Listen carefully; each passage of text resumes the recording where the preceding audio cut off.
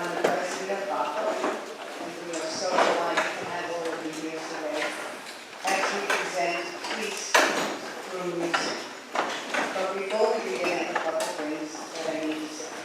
First, we would like to thank the members of the Bayport United Methodist Church for allowing us to meet here each Wednesday for our rehearsals and to be able to have our concert here now. And there's something different about this church. They have been without a pastor since August. Their pastor has moved on in his career. And while they're waiting for a new pastor, they've been running the church by themselves. So we could please have a round of applause for them.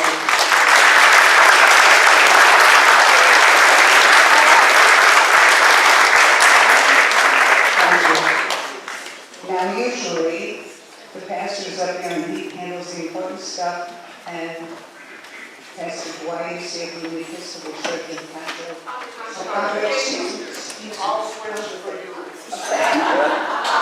And I always ask him to do the important things, which is the exits are there, and the bathrooms are down that way, so that's important.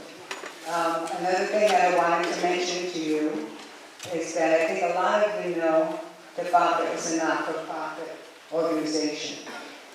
We do not ask for admission for our concerts or our art shows. However, we are always very grateful to receive any donations that we should receive so that we can continue to do what we do, as we've been doing since 1968. So if you, by any chance, didn't think of it on the way in, we would invite you to consider adding something to the donation bin.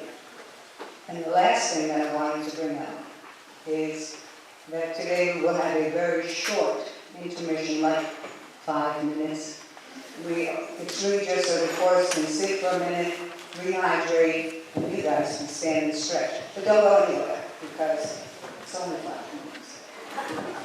So now, it is with great pleasure that I would like to turn the program over to our wonderful, wonderful director, the incomparable Campanile.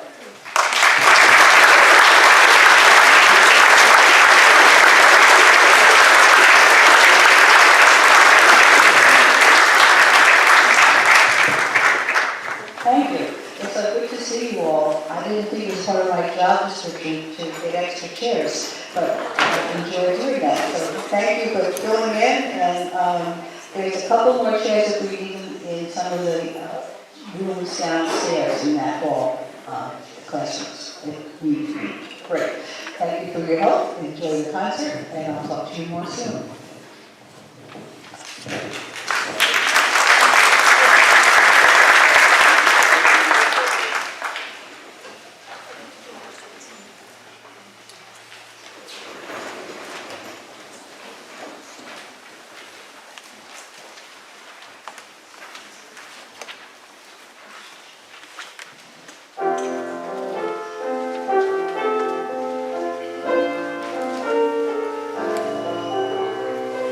In the name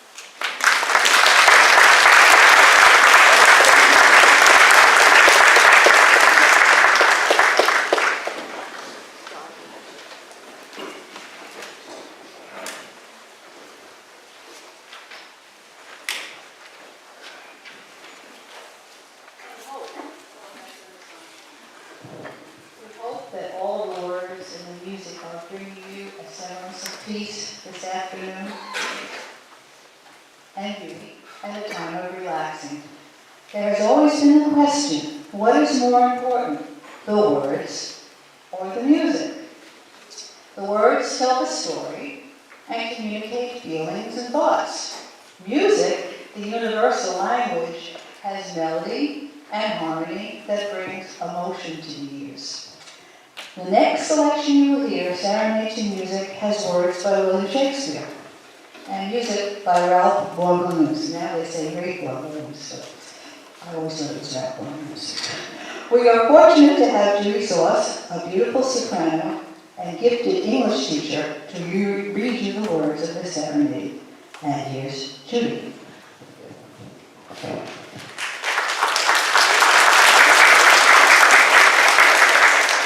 Serenade to Music is a soliloquy from The Merchant of Venice. How sweet the moonlight sleeps upon this bank.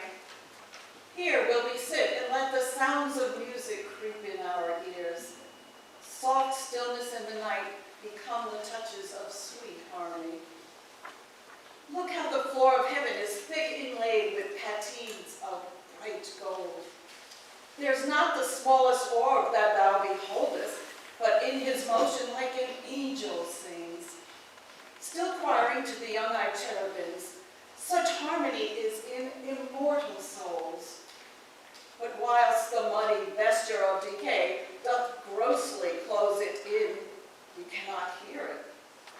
Come ho, wake Diana with a hymn, with sweetest touches pierce your mistress' ear, and draw her home with music. I am never merry when I hear sweet music. The reason is, your spirits are attentive. The man that hath no music in himself, nor is not moved with the comfort of sweet sounds, is fit for treasons, stratagems, and spoils. The motions of his spirit are as dull as night, and his affections dark as Erebus. Let no such man be trusted. Music, hark, it is the music of the house. Methinks it sounds much sweeter than by day. Silence bestows that virtue on it. How many things by seasoned are, to their right praise and true perfection. Peace, hope, the moon sleeps with Endymion, and would not be awaked. Soft stillness in the night become the touches of sweet harmony.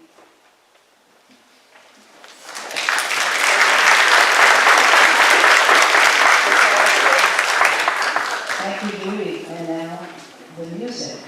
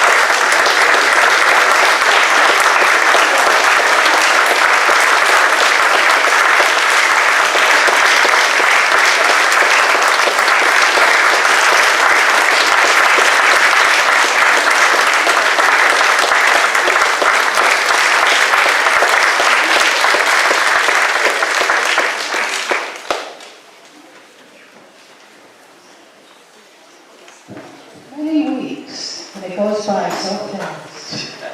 We like to just take 5 minutes to hydrate, and for the chorus, we just sit down. So talk amongst yourselves, and we'll do that in 5 minutes. Thank you.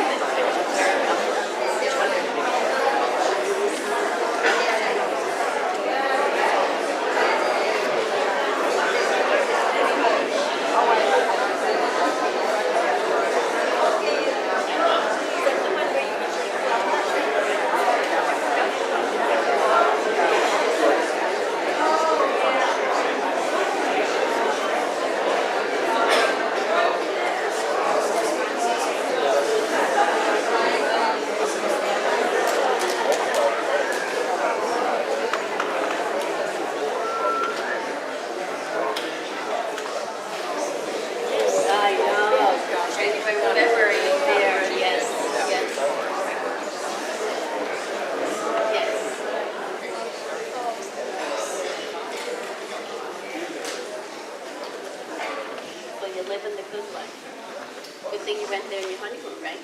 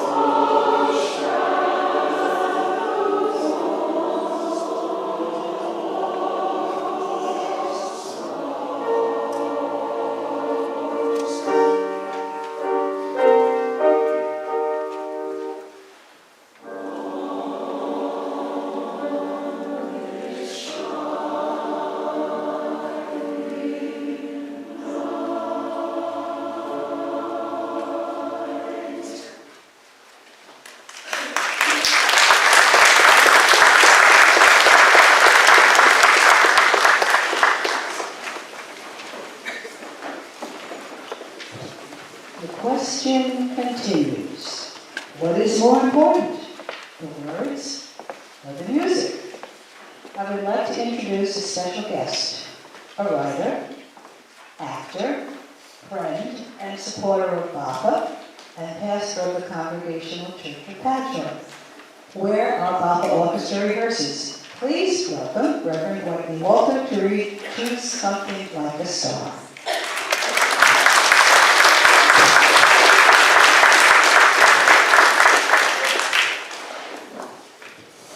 I had to ask permission to stand up here because I know Martha.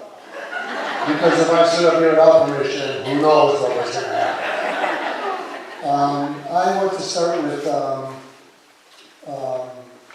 one observation I did. I was looking at the second piece, the Mendelssohn piece. That was the second piece performed in the first act. And How Lovely Are the Messengers. And I circled it, and I thought, this is noteworthy. I circled it, and I wrote in there, this chorus. These are the messengers. We're not talking about in 1600, we're not talking about the musicians or the poets or the butchers, the baker, the candlestick maker. I thought, they're the messengers. And me, I guess, according to Martha. And I thought, wow, this is really such a beautiful time. In a time like this, to be agents and messengers of peace. So I want to say one thing about myself autobiographically, because I never get a microphone in my hand where I don't talk about me. Ever since I was very, very young, I liked girls. But I loved poetry. And I learned at a very young age that fourth grade girlfriends can come and go, but being a poet is with you forever. So then, and I had a special affection for Robert Frost.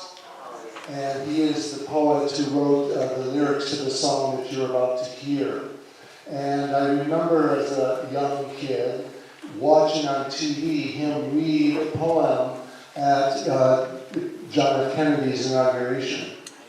And I thought, like, he looked like an underpaid junior college professor. You know, his clothes were sort of torn up, and he was just like so powerful. It was unbelievable poetry. But it's sometimes very accessible and sometimes not. So I'm going to give you a very brief little spin on what you're going to hear. Then I'm going to read the lyric, because this is going to take too long. And then we're going to do what we came here for, which is to hear that embodied in the chorus. So here's my kind of take now on the poem, Choose Something Like a Star, that I take, and then I will, in all deference to the poet, read the lyrics as written by Robert Frost. First of all, Martha knows me, and she probably knew I'd do this. Every night when I laid in bed, I read this poem, and then my theory is that it works. It will work on me in the middle of the night. I laid in bed like 8 or 9 nights in a row reading this, and I woke up not knowing what in the world he was talking about.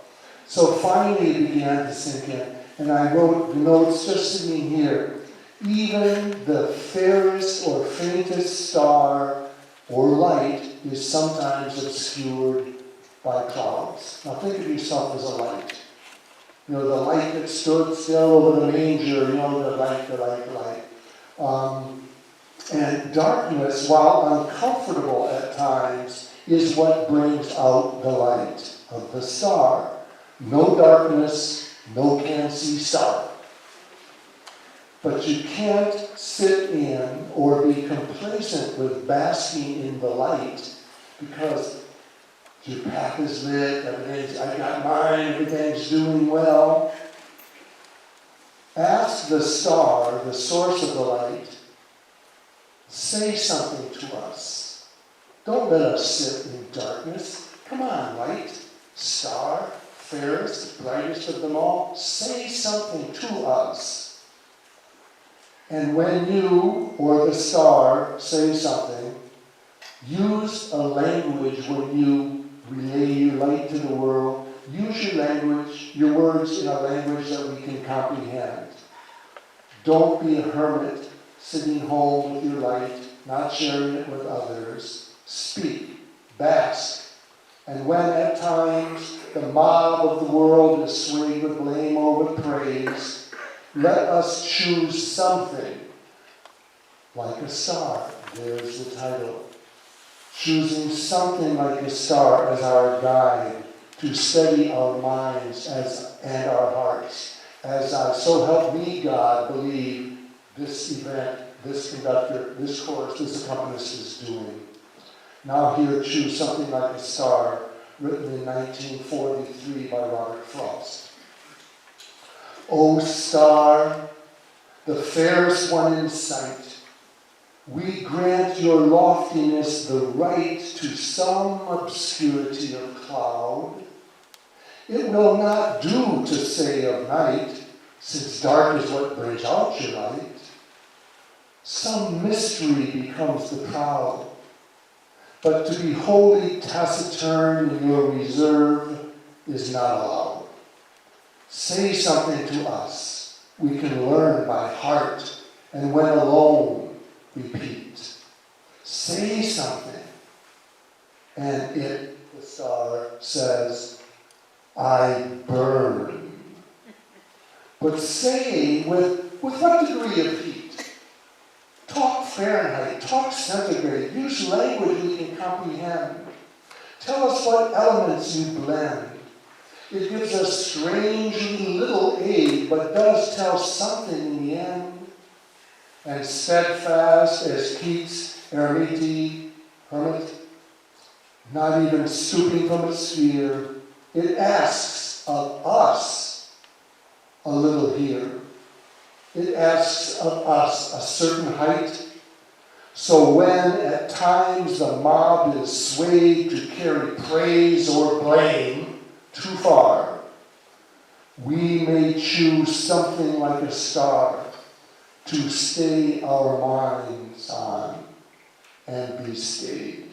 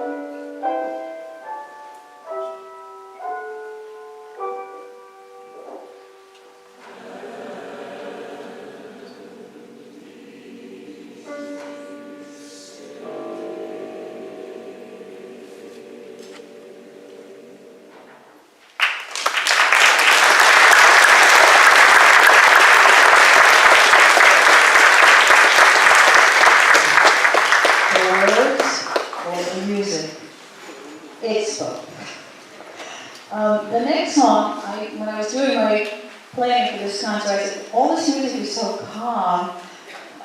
Maybe we should have something to wake up everybody. So this is the song to wake you up.